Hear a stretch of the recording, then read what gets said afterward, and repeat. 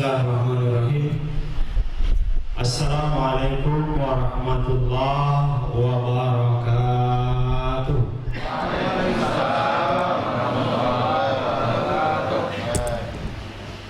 Alhamdulillah.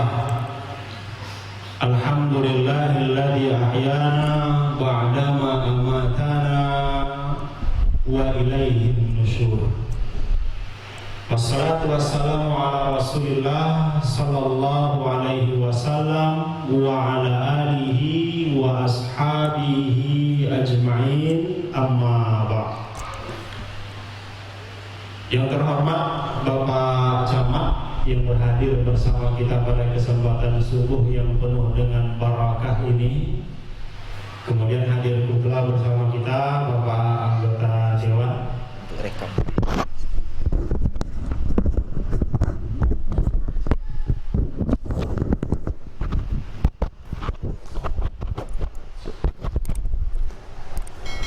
Kemudian yang sama-sama kita hormati tentunya para alim ulama, cerdik pandai, tokoh-tokoh masyarakat yang berhadir bersama kita pada subuh yang penuh dengan keberkahan ini. Kemudian secara umum Bapak Ibu muslimin wal muslimat yang dirahmati Allah Subhanahu wa taala, yang semoga majelis kita ini, keberadaan kita pada subuh yang penuh dengan barakah ini menjadi catatan amal kebaikan bagi kita semua yang akan memperberat timbangan amal saleh kita nanti di hadapan Allah Subhanahu wa taala. Bapak Ibu muslimin wal muslimat yang dirahmati Allah Subhanahu wa taala. Allahumma bika asbahna. Wahai Tuhan kami, dengan subuh yang Engkau berikan kepada kami, berikan keberkahan. Wabika amsaina, dan kemudian nanti sore hari berikan kepada kami keberkahan. Dan kemudian berikan keberkahan pula dalam hidup kami. Dan kemudian ketika kami mati, jadikanlah atas kehendak dan di bawah ridhamu, dan sesungguhnya kepadamulah kami akan dikembalikan. Bapak Ibu muslimin wal muslimat yang dirahmati Allah Subhanahu wa taala, maka satu nikmat yang begitu luar biasa, pada pagi hari ini Allah izinkan kita untuk membuka mata. Allah izinkan kita untuk kembali menarik napas. Allah izinkan kita kembali untuk beraktivitas. Karenanya apa? Maka ini merupakan satu nikmat Allah yang harus kita syukuri, dan awalilah pagi kita, hembusan napas kita dengan mengingat Allah Subhanahu wa taala.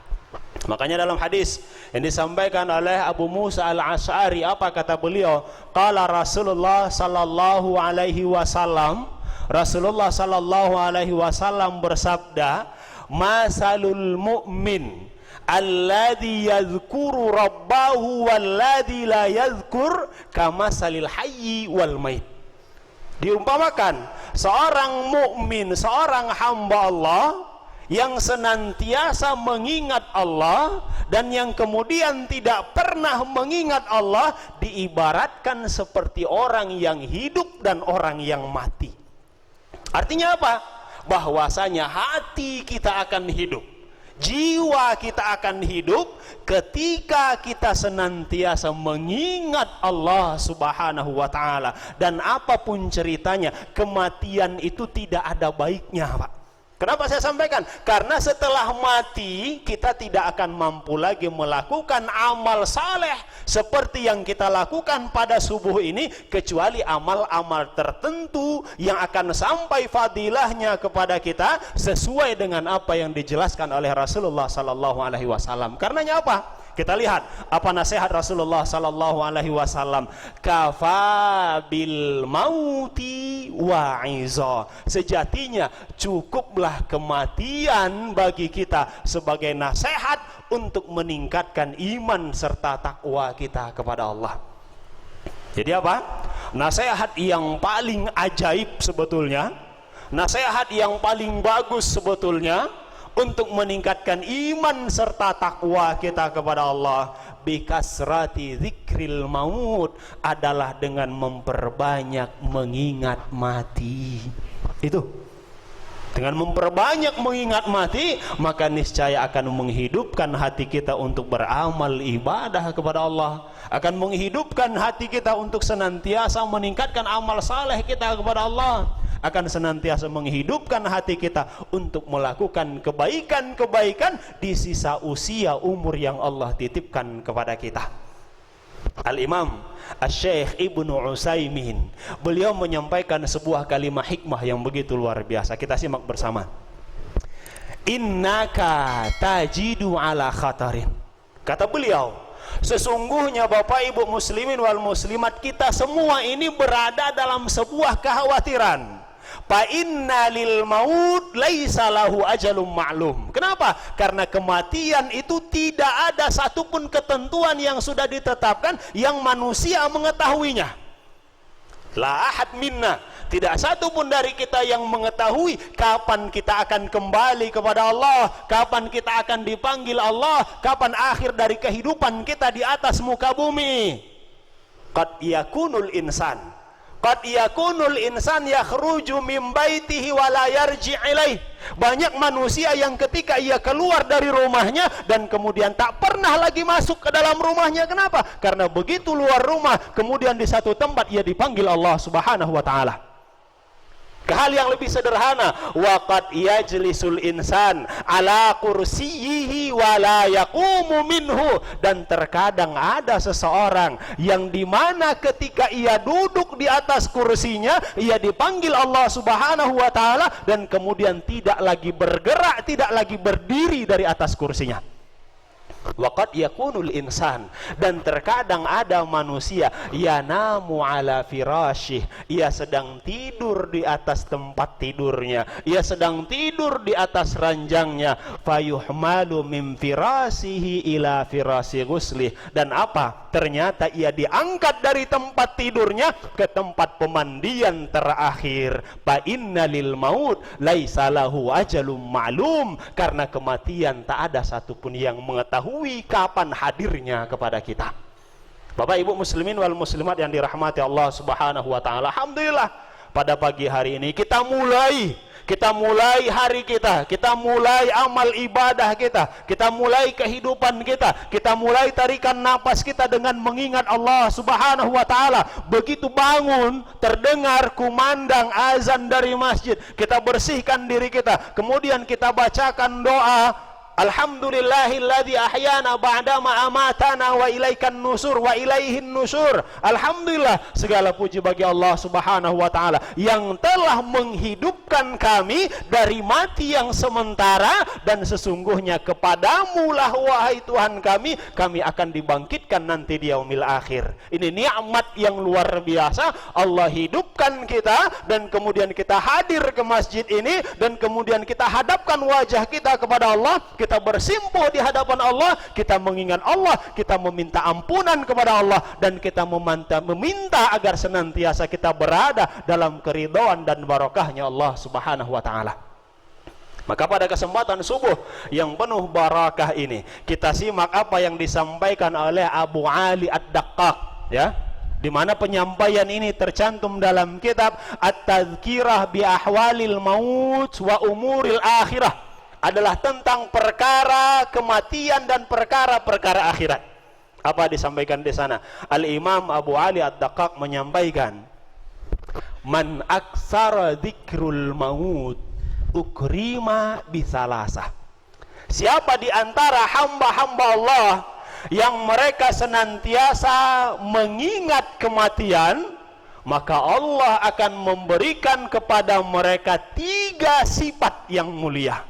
Saya ulangi, man aksara dzikrul maut, siapa di antara hamba-hamba Allah yang mereka senantiasa mengingat kematian, maka Allah akan memuliakan orang tersebut dengan 3 sifat.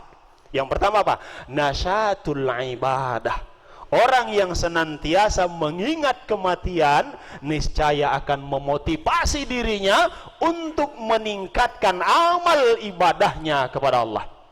Kemudian yang kedua, ta'jilut taubah.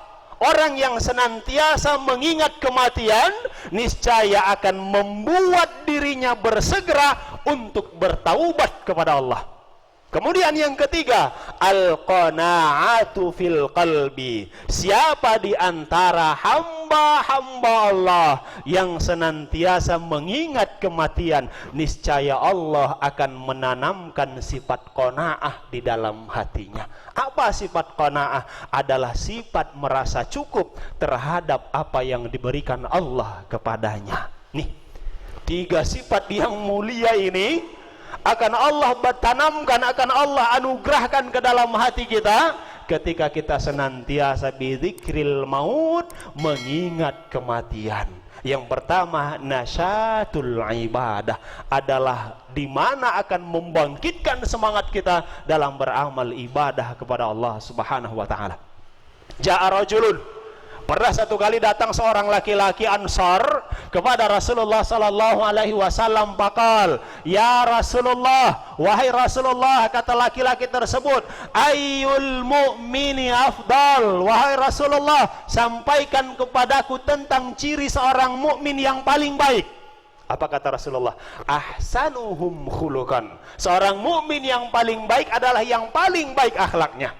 Kemudian laki-laki tersebut bertanya, wakil, wa ayyul mu'mini aqyas. Kalau begitu wahai Rasulullah, sampaikan kepadaku bagaimana ciri seorang mukmin yang paling cerdas. Maka apa kata Rasulullah sallallahu alaihi wasallam? Aktsaruhum lil mauti dzikran wa ahsanahum lima ba'dahu isti'dadan. Seorang mukmin yang paling cerdas adalah yang mereka senantiasa mengingat kematian dan kemudian yang menjadikan, yang memiliki persiapan yang baik ketika ia akan kembali kepada Allah Subhanahu wa taala. Artinya apa? Ia memiliki bekal amal ibadah untuk kembali kepada Allah.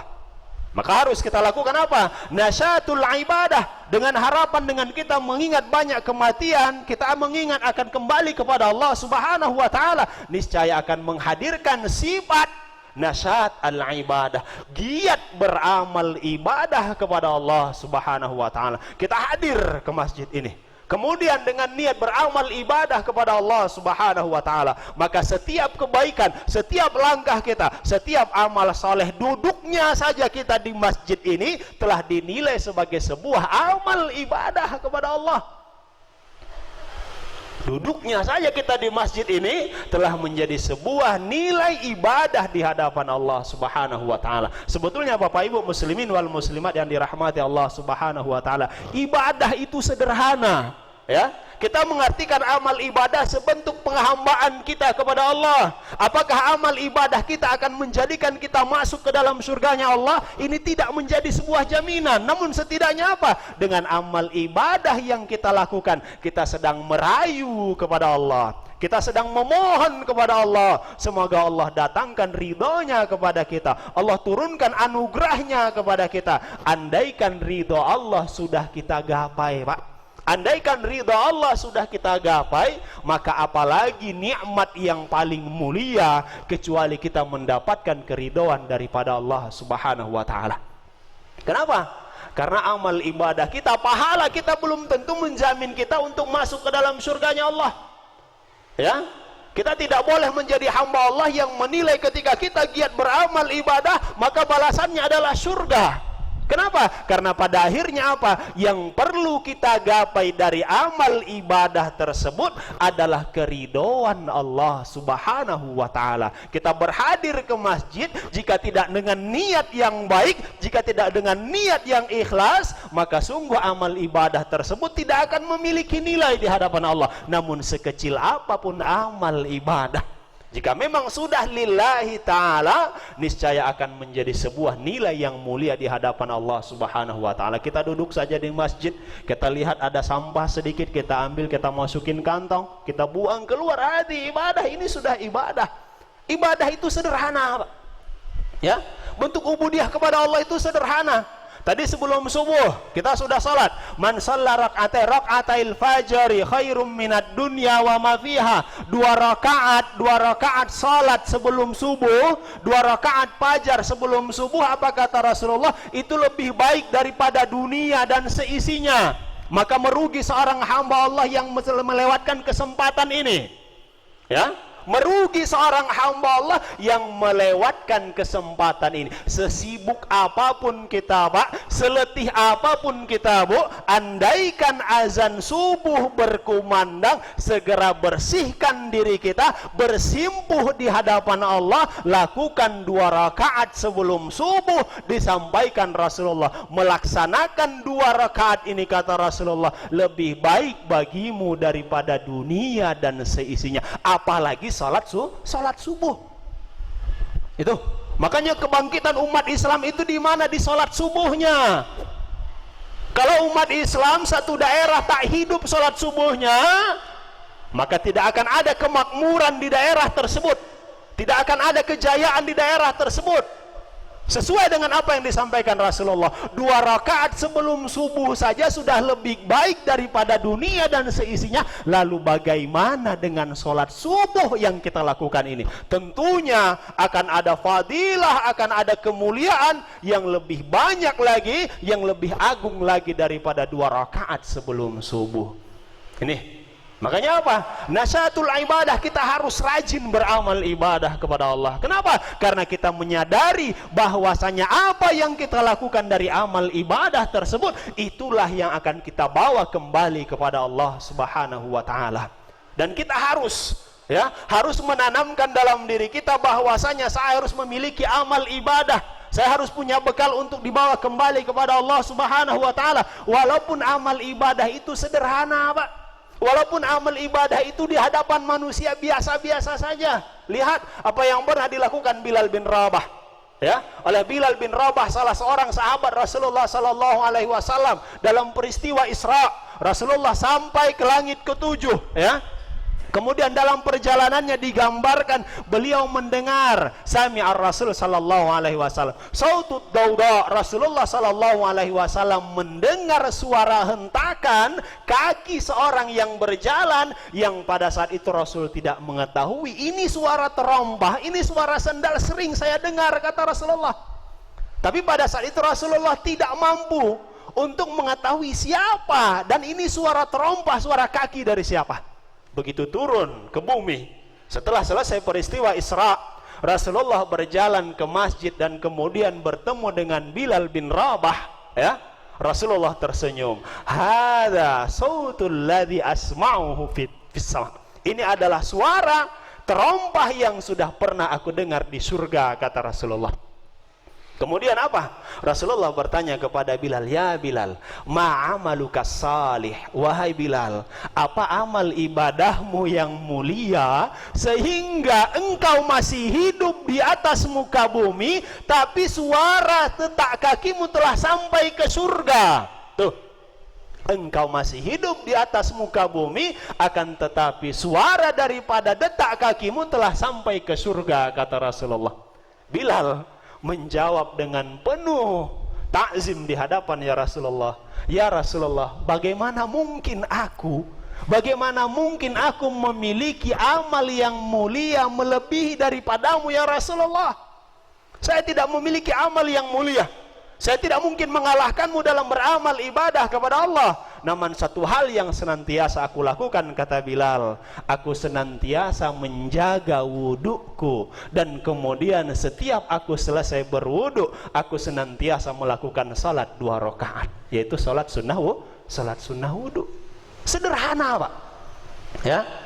Jadi kita tidak boleh menganggap amal ibadah orang lain itu sepele. Kenapa? Karena bisa jadi di hadapan Allah amal ibadahnya mulia, dan kita harus memiliki keunggulan dalam beramal ibadah. Setidaknya kita punya satu hal yang dimana amal ibadah tersebut kita dawamkan, kita rutinkan, seperti yang dilakukan Bilal dengan 2 rakaat, ya. Kemudian dengan senantiasa berwuduk, menjaga dirinya, dan kemudian melaksanakan salat sunnah wuduk, maka menghantarnya untuk sampai ke surganya Allah, kendati pun beliau masih hidup di atas muka bumi. Ini amal ibadah itu harus ada, kita harus punya keunggulan, kita harus punya wirid dalam amal ibadah. Bapak mau rutin baca surah Al-Muluk setiap malam, silahkan. Ibu ingin rutin baca surah Yasin setiap hari Jumat, silahkan.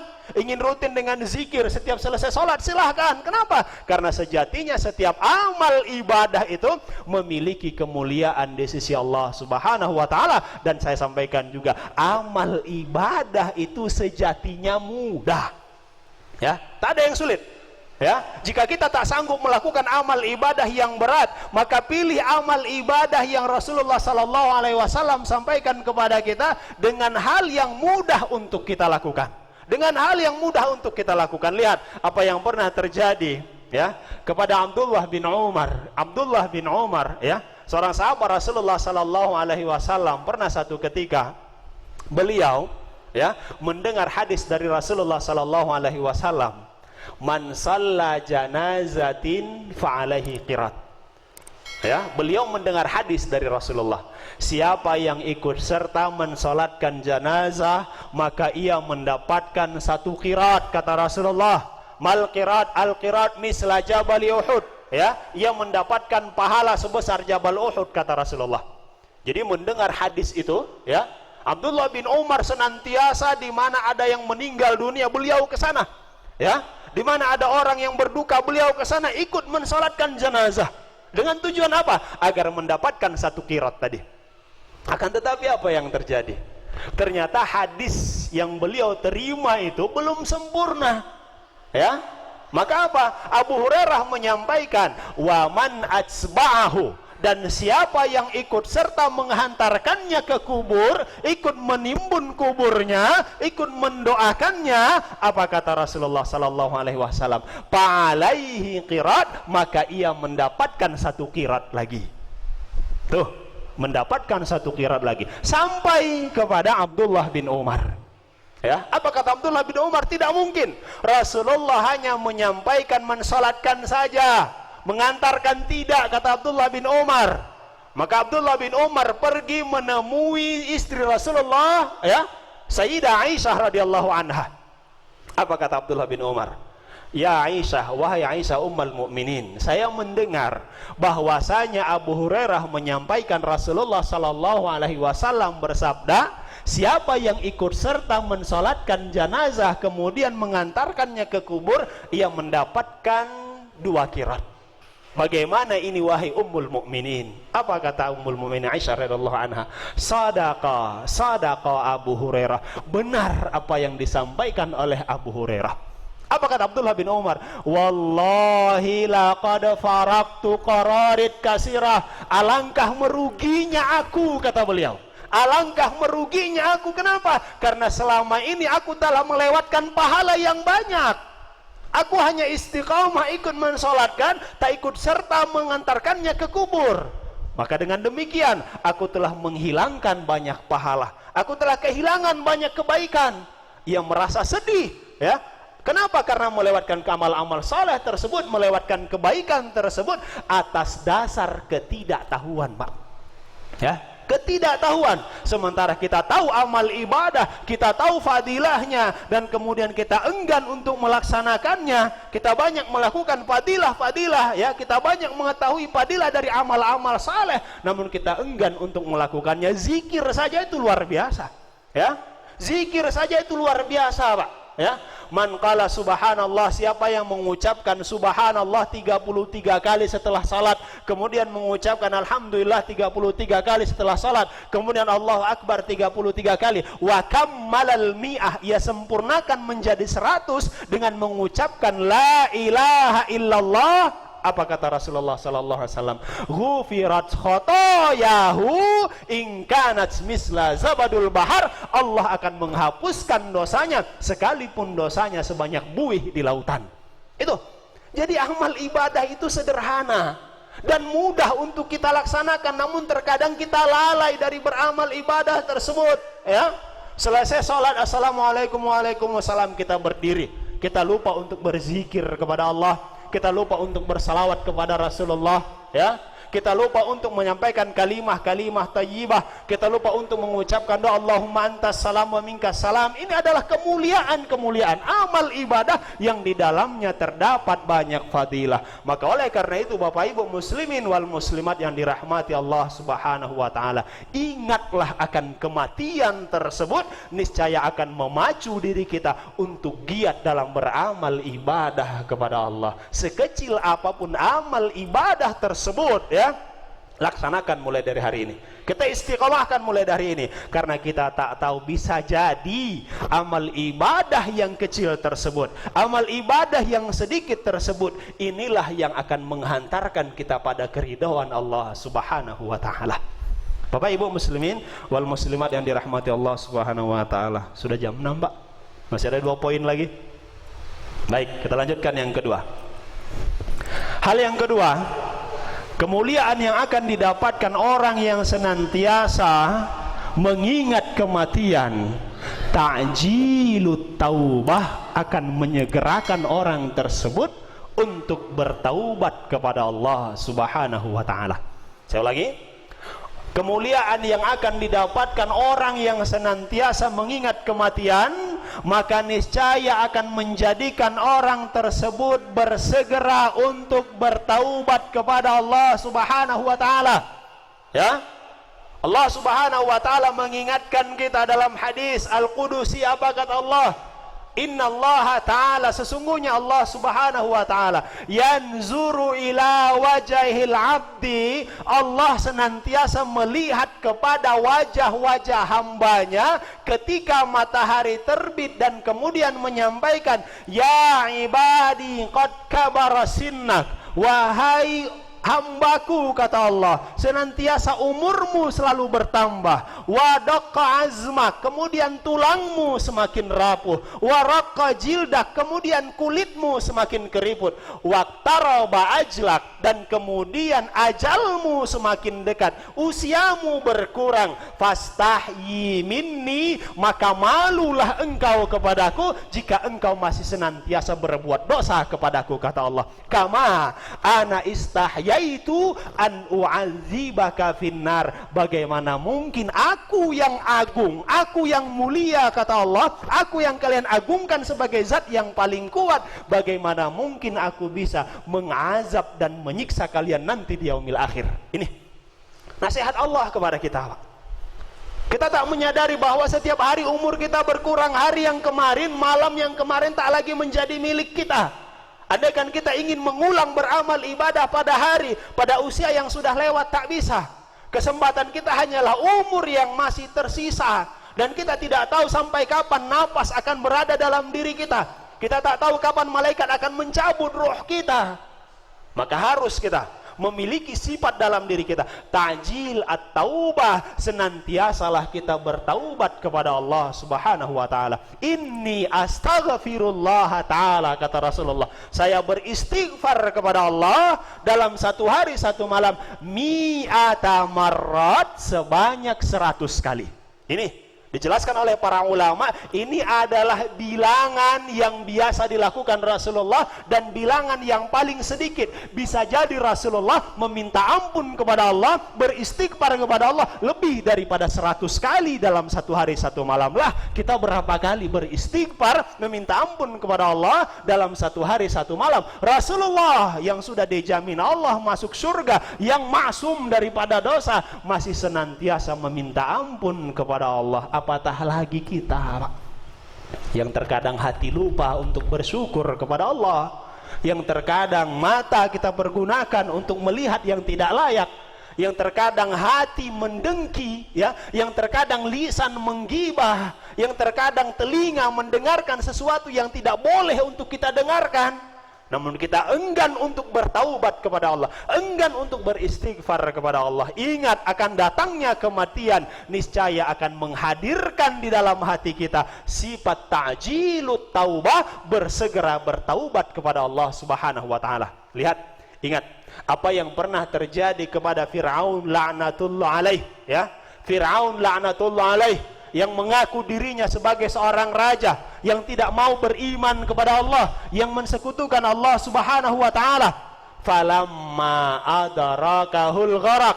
Perhatikan, manakala Firaun ditenggelamkan Allah Subhanahu wa taala di lautan sana. Ya, apa kata Firaun? Firaun menyampaikan, qala amantu bi annahu la ilaha illalladzi amanat bihi banu Israil. Ini, jangan kita menjadi hamba Allah yang menyesal nanti ketika sudah rentah. Jangan kita menjadi hamba Allah yang bertaubat ketika sudah ghargharah. Jangan kita menjadi hamba Allah yang dimana akan menangisi hidupnya ketika telah sampai pada umur senja, ketika telah tua tubuhnya, namun tak mampu lagi beramal ibadah kepada Allah. Sekarang badan kita masih kuat, Pak. Sekarang badan kita, kaki kita masih kuat berjalan ke masjid, pergunakan itu. Sekarang mata kita masih mampu membaca Al-Quran, masih bisa kita lihat hurufnya, manfaatkan itu. Sekarang Allah berikan kepada kita harta, jadikan harta tersebut sebagai wasilah pada ketakwaan kepada Allah. Maka apa kata Firaun? Firaun saja, seorang pembangkang paling pertama, seorang yang mengaku dirinya sebagai Tuhan, ditenggelamkan Allah di Laut Merah, dan kemudian ia menyampaikan, qala amantu, saya beriman, kata Firaun, bi annahu la ilaha illalladzi amanat bihi banu Israil. Saya bersaksi bahwasanya tidak ada Tuhan kecuali Allah yang disembah oleh